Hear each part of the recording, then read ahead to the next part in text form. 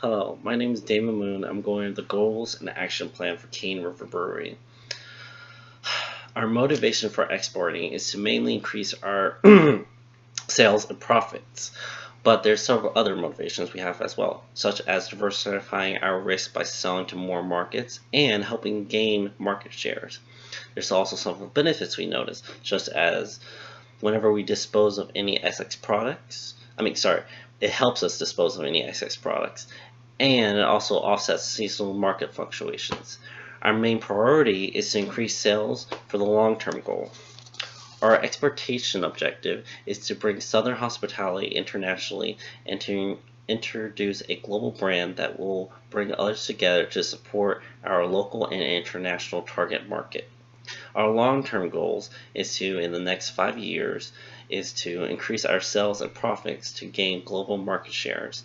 International markets can help us achieve this goal by providing us a competitive advantage, access to talent, and foreign investment opportunities. Our short-term goal is to, in the next 2 years, is to expose and to increase our um, sales and profit to the target country by 5% or to increase it by a million starting off. For our action plan, we are planning to target the country for export into December 2019. Identify effective media advertisement to push awareness of our product, August 2019. Identify sport events or popular teams to assist in exposing the brand and the product on October 2019, and to develop connections develop relationships with a target country for shipping and exportation December 2019, and so on in the foreseeable future if possible. Hi, I'm Alexis Warren, and today I'll be talking to you about the business and industry analysis of Cane River Brewing Company. We'll start with the export potential. Right now, overseas markets are booming for American crafted beer. Craft beer export volume was up 35% in 2014 for a total of $99.7 million. For us to be able to ship overseas, we just need to have an FDQ certification for proficiency in the brewing industry skills. And then also we'll have to keep our beer at 15 degrees Celsius. For some difficulties that we might encounter are our competitors, production rate, and shipping overseas. Our main competitors right now are Blue Moon, Bud Light, and Sam Adams. To continue, our export readiness. We have 4 distinct beers with Cane River right now. They're very delicious. We advertise through social media, and we have our own website to get out our name everywhere. In the past year, we've earned $8.5 million in revenue with a 2% growth rate. Our advantages, we have some skill advantages. We hire specifically trained people. We bring in people and we'll train them specifically to craft our own beer. We have new technology, which is made just for us. And then we have strategic partnerships, and we've just recently had patents made for us. We make our own recipes with our own technology, but that makes it not as expensive as other beers. And then we believe the time and talent that we have put in making these unique beers and the best quality beers will have no problem expanding internationally. So then we'll move on to the industry analysis. We'll start with our classification. From North American Industry Classification System, the NAICS, Cane River is a brewing company. Cane River's specific products are the Pilsner, APA, IPA, and Ale. We are considered a small business from the U.S. Small Business Administration because we only have 500 to 1,000 employees. In the next 5 years, international growth, the growth rate is expected to expand to our 2 countries, Ireland and United Kingdom. And then our global competitiveness, increase in demand and market for the different flavors and style beers has raised a lot recently. And then stouts and traditional ales are declining in volume, while lager still accounts for 92% of all beers. And then Porter's Diamond Model. It starts with factor endowments, which is your natural human resources available in your region. And then you have your domestic demands, which is how much you're making and what you're getting back. So the ability to satisfy a tough domestic crowd makes it possible to successfully deal with potentially less demanding consumers overseas. And then you have your firm strategy. This is your structure and rivalry. It's very intense, and it's only growing and making it put more emphasis on your quality of your product. And then last but not least, we have our related and supporting industries. This provides the foundation. If we didn't have these things, we could never sell, produce, or ship our items anywhere across seas. There are 5 countries that we found that were commercially attractive for Cane River Brewing Company, and they're the United Kingdom, Iceland, Denmark, Singapore, and Sweden. The UK has a high demand for U.S. imports, and English is widely spoken in the country, and it does have a value-added tax of 20% on imports, and it adds an excise tax on alcohol. Iceland has a high demand for U.S. imports, and in 2014 it had $160 million in revenue, and 78% of those sales were for beer, and it adds a value-added tax of 11%, and it has a monopoly on the sale of alcohol. And Denmark is another country we chose, and its alcohol is considered a luxury consumer item, and it's ranked 8th in alcohol consumption in Europe, but it has a heavy surcharge, and it adds a 25% value-added tax.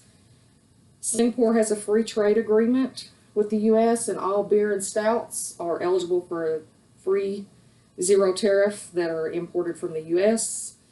Sweden is famous for loving specialty craft beer for microbreweries, and 21% of the United States imports to Sweden were craft beer in 2017. But it has a lot of competition from other countries such as Belgium, the Czech Republic, and the United Kingdom. The 3 countries that we chose that were the most commercially attractive countries were the United Kingdom, Iceland, and Denmark. Of those 3, we chose Iceland to be, we felt it was the best choice because it has the lowest value added tax of 11%, where UK adds 20%, and Denmark adds 25% value added tax. And Iceland's economy is growing, and beer and microbreweries are growing in popularity in Iceland, and with the increase in American tourism in Iceland, the demand for American beer, American products is growing. And we did sign a trade agreement with them called the Trade and Investment Agreement in 2009, and this agreement will help to strengthen economic and trade relations with the United States. Alright, so number 4, product selection. We must follow exporting regulations and obtain a license. We also need to get a wholesaler's permit, which every person and company must have. We must have evidence of TTP form 5130.9, and this is the Brewer's Report of Operations. Our label must include the word export. According to the 21st Amendment, we must have ingredients labeled on there. We also have to have the safety warning, the advertiser, the class it belongs to, and the address of the company. Our beer is produced year-round. At times of the year, because of low supplies, we may have to raise the price. We're going to offer our product in large numbers for our customers in cases of 18 or larger and kegs. Because of the rich culture in Louisiana, it'll be easy to gain attention from customers all across. And this means that all our palates will be pleased because of our 4 styles of beer. We're under Schedule B, number 2208.30.9025, and this is for tracking the amount that is exported. Section 5, mode of entry. We'll be choosing the indirect method. And we're going to begin in Iceland because it is cheaper and also higher American tourism. We can be in the passenger seat instead of the driver's seat because we can sit and learn instead of having the risk of the drivers. This gives us time to focus on our product and focus on our customer. After that is said and done, we plan to renegotiate price and terms if the sale is supported. We're not doing the direct method because it's much more expensive. Once we've been in Iceland for a few years, we'll plan to expand employment because we predict our sales are going to increase approximately 1 to 2 million. By this time, we'll know the ins and outs of our customers and our business so we can decide what to do. In conclusion, the best way is through direct method. My name is Natalie Ortega, and this is the pricing section for Cane River Brewery. First and foremost, we know that the market demand for beer is inelastic, and so to combat this, we will be providing our large quantity buyers, such as grocery stores, convenience stores, and any wholesalers, a discount on our product. Currently, our biggest issue is the currency exchange rate, and so currently €1 is equal to 1.13 US dollars. And in order to protect ourselves from any future changes, we will be creating forward contracts and agreements to buy a certain currency at the agreed exchange rate at a set future date. Currently, our direct material costs are 66 cents per unit, and our labor costs are $17.57 per hour. In order to make up for any unforeseen costs or mistakes or losses, we will be pushing up our margin to $2 per unit. And we will be contracting a freight forwarder to help with exporting, and we will be using a fob to give us control over the freight and the cost. And so here we have a breakdown of the pricing, exactly what everything would cost. And here we can see just with promotional material, export advertising, legal costs, taxes, rent, we're easily spending up to $10,000, $15,000 easily. Those we have to look at as an investment, and because just legal fees alone is $6,000 for international business. But hopefully we hope to make all of these profits back within the first few years of expanding internationally. And that finishes my portion of the pricing section for this international business plan. Thank you. So for our distribution partners and promotions, we've decided to partner with 2 different distribution companies, one in the United Kingdom and one in Iceland. The one in the United Kingdom is called James Clay Distribution, and the one in Iceland is called Van Buden. So as far as advertising goes, we'll definitely advertise through the distribution company's website. We'll also create a social media platform, and we'll send emails to people who subscribe to our newsletters. We also will set exclusive contracts with the distributors, mostly because either the distributors are the largest company in the region, or they are the only distribution company in the region. So we want to kind of reduce the middlemen in between us and them, and so that'll make them for a lot more smooth process. And so our methods of promotion, we've decided to partner with government-generated listings of prospective partners, so like mass export centers, U.S. export assistance centers. We'll also customize listings and itineraries that are prepared by government offices overseas, and we will place ads in the industry trade journals in primary target markets. So this will really direct our advertising towards certain markets in the regions and give us this most successful advertising possible. Hi, my name is Siobhan Hardy, and today I will briefly be discussing with you some of the terms and procedures about our company, Cane River Brewing Company. So whenever we considered the cost of our product, the target market, and the type of product that we will be shipping, we did decide that freight would be the best method of transportation. So we will be using freight forwarder for our export shipments. Also, we will assure that our product is safely packaged and properly labeled to assure good conditions upon arrival in the international country. And we will also make sure that the product has all the proper documentation needed to meet all U.S. and foreign government regulations. And also, another question that we were asked was about our banking needs internationally, and we do have an international department within our bank to accommodate the international transactions that we will be taking in. And then, as far as the types of payment that we will be accepting, those payments will be cash in advance, letter of credit, and documentary collection. But we do find that documentary collection and letter of credit will be used mostly. And then, as far as convenience for our buyers, these methods of payments are very convenient because they are accepted. All of these methods are accepted by our buyers. So it's convenient for them, and it's very convenient for us as well.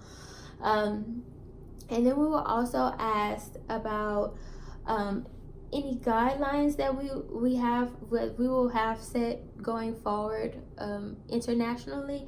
And when we first start out, because it is a new thing, we will have strict guidelines that we will follow to make sure everything is being taken care of properly. But of course, once we get used to things, the relationship grows and trust is gained, we will loosen up those guidelines and possibly find more easier ways for us as well as for our buyers, to especially to make things easier for our buyers. And then we'll move on to some of the terms that we come across when dealing with things internationally. We have a shipper's export declaration, which is a document required by the U.S. Department of Commerce for exports for certain controlled items and shipments to certain countries. And it's also for shipments exceeding a certain dollar amount. And then I'll skip down to a commercial invoice, which is a document required by customs to determine true value of the imported goods for assessment of duties and taxes. And then we'll skip over to airway bills up here. Is a document that accompanies goods shipped in an international air carrier to provide detailed information about the shipment and allow it to be tracked. So that'll be good if ever we decide to ship our product by plane. And then I'll also go over a packing list, which is an itemized list of articles usually included in each shipping package, giving the quantity, description, and weight of the contents. This is something that we will be using all the time because we have to include how much product is in each package, and all those important details about what's inside the package. So that is something that we'll be using all of the time with every shipment. And then I would like to skip over to insurance certificate. It is issued by an insurance company or broker and verifies the existence of an insurance policy and summarizes the key aspects and conditions of the policy. This is something that we will need for our product, and just in case anything bad happens between transport, to have ourselves protected in our product.